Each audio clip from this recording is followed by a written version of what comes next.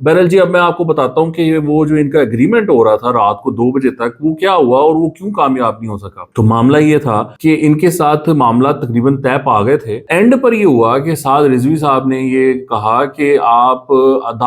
अदारे के साथ हम ये कॉन्ट्रैक्ट, यानी जो मामला तय हो गए, जो अंडरस्टैंडिंग डेवलप हो गई, उसका जो अग्रीमेंट है वो हम अदारे के साथ करेंगे। आप समझ रहे हैं ना, आदतें, उसको कहते हैं ना पेड़ियां आदतें, वो बुरी आदतें पड़ी हुई हैं पहले की, जो कि फैजाबाद धरने के दौरान हुआ था। डीजीसी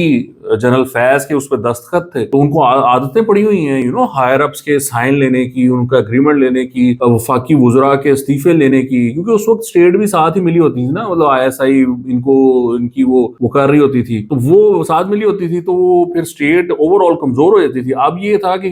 कोई इंस्टीट्यूशन के साथ नहीं मिला हुआ था, तो इन्होंने ये बेवकूफी की, इनको मान लेनी चाहिए थी वहां पर जो भी इनकी बातचीत तय हो गई थी, चुप करके वो साइन करते घर आ जाते। इन्होंने वहां पर कहा कि जी हम अदारे के साथ ये साइन, अदारे ने ये कहा कि अगर आपने ये साइन हमसे कराने हैं तो फिर आप सबसे पहले तो अपना ये जो है लॉन्ग मार्च, इसको कॉल ऑफ करें, क्योंकि अदारा